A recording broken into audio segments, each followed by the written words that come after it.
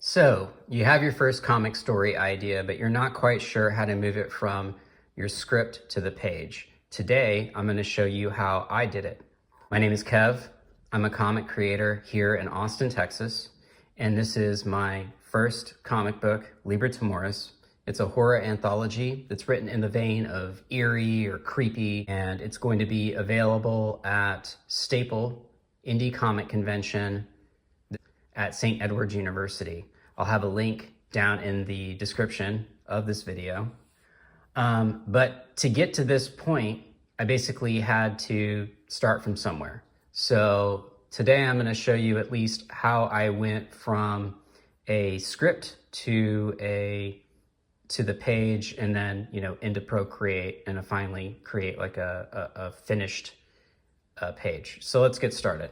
So when you're creating a comic book, something to think about is that typically page counts are in twos, right? So you've got 2, 4, 6, 8, 10. You can have an odd numbered comic page, you can have an odd numbered comic story, but just know that you're going to have to figure out a way to make that fit into, a 24 page or 28 page comic book.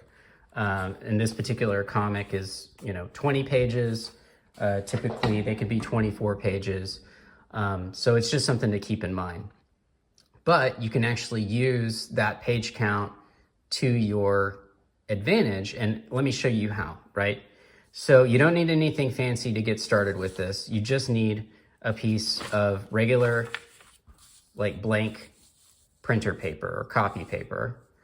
And what it is this just like a standard size piece of paper, and you just take it and you're gonna wanna fold it into 4s.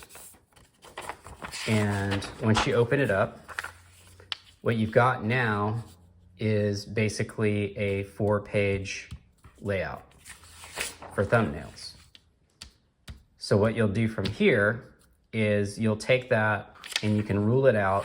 And I would say at this point, you don't even necessarily need to worry about having it be, like to scale. It doesn't need to be exactly like a comic book page size, but it is something to keep in mind that each of these quarters is not going to exactly be a comic book page. So just, once you get into the Procreate side of it, we'll talk a little bit about how you can kind of move things around and make it work for you.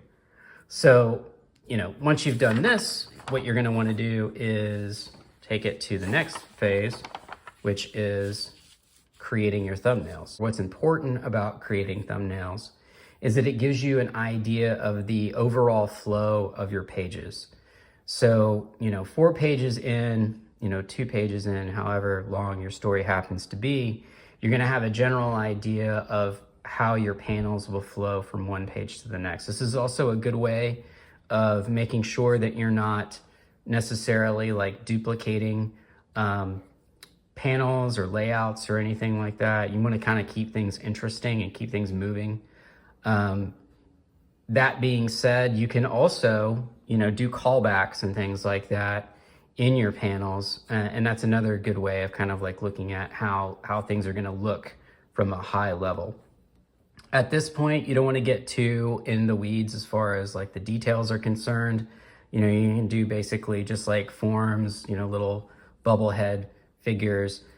I actually think I saw this first on the Cartoonist Kayfabe channel. They did a review of a Harvey Kurtzman book where he showed kind of like what his layouts looked like. And I'll put a link to that video in the description as well. But basically what he started out with was, essentially what you see here. So just like, some forms, some heads. You've got your script already kind of written out. I should have it at least sort of drafted out. And what you'll do is for each of these panels, put just sort of a high level kind of idea of like what's happening for like each like panel that you have kind of drawn out here. And then on this one, I didn't actually put anything into this, but I already had my script kind of off to the side and was just sort of referring to that as I was sort of drawing things out. So, basically this is just a high level view of what this is going to eventually look like. Another thing to call out to you, and this is just a tip, your last panel should always make your reader want to turn the page to the next panel. So remember that whenever you are laying out your page, that you want to have something in that last panel that's going to make somebody want to turn the page. And if it's the last page of your story, that's where your payoff's going to be. So that's just something to keep in mind whenever you're making this. So you've got this, sketched out, you've got your thumbnails put together. What you're going to do from there is you are going to take your iPad and just take a picture of the thumbnails. I've already done that here. Okay. And now you've got your thumbnails in as a layer. Okay. And at this point, you could come in, if you have a template, I recommend finding, they have templates online that you can download for comic page borders, but this will give you a general idea of what your working area is, what your working space is. And, if you need to kind of squeeze this down or stretch this out, this is what I was saying earlier, where, what you probably will do at this point, if you haven't kind of drawn it out to scale, is you can come in and, takes a rectangle selection, here, for instance. And if you wanted to, you could move that down in the frame. So now you've, start to kind of block things out. So you got this, you're at this thumbnail phase. So then the next phase that you're gonna wanna move into is your pencils, right? So once I moved into my pencils, I'd made some decisions, hey, this, what I had here looked a little bit too similar. I had the, family saying goodbye. And then I also had another shot of him kind of waving at them as they were leaving the neighborhood. And I thought, well, that's kind of saying the same thing. And it doesn't really give you that backstory of what was going on. So what I decided to do instead, when I went on to the pencils, is I had sort of the catalyst of why his family was leaving in the first place, and then had the shot of the family in the driveway saying goodbye. So again, this is something that can kind of come up, and you're in that phase between thumbnails and pencils where you can do a lot of this stuff, where you can start to kind of think through your decisions on the page, and you're not too far along. So I've made it to this phase. I've got my pencils in. I know that now everything kind of fits within the borders, so I don't necessarily need the template anymore, and I don't need the thumbs. So once I've gotten this laid out, I have a general idea of, how I want things done. I will go back in here and I will have created another layer, and this is going to be for the script in one group. And it's an easier way to do it. This is just for demonstration purposes, but what I'll do is I'll usually have these out.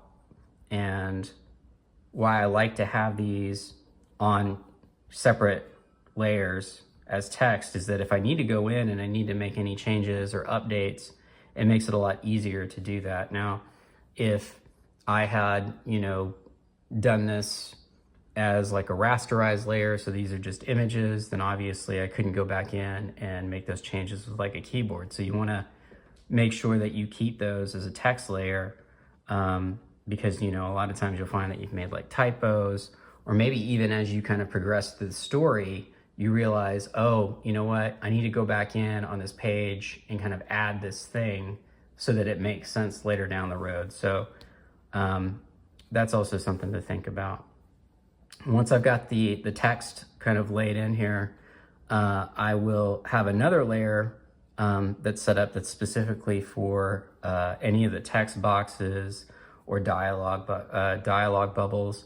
This particular page is all text boxes. This is just basically the main character kind of remembering what got us to where he's at right now. So this is the backstory, right? At this point, I will go in and I will select this pencil layer. I will set it, and this is in Procreate, to alpha lock.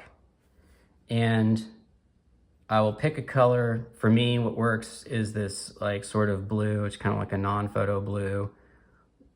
But the idea here is, and then you can go in and hit fill layer.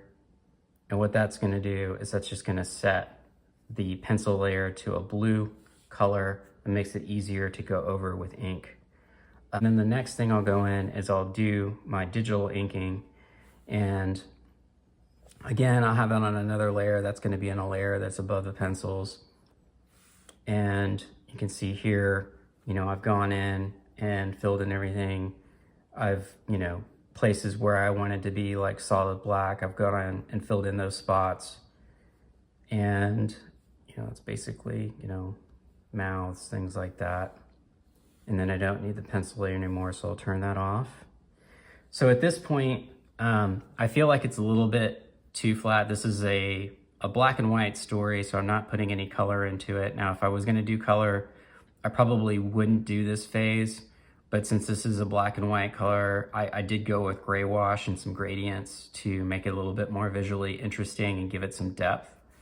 So I put that on another layer, and that's a layer that's above, and I have that layer set to multiply, and I have that set as wash. And what I've done there is, I've gone in, I've got several different brushes that I use. I use this sort of duotone style brush to add some of the shading in the background. Give it a little bit of that sort of underground Teenage Mutant Ninja Turtles style shading here and there.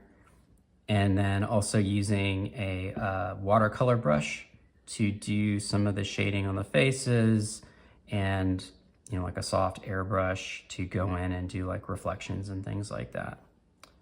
So yeah, that is my basic process for creating a page.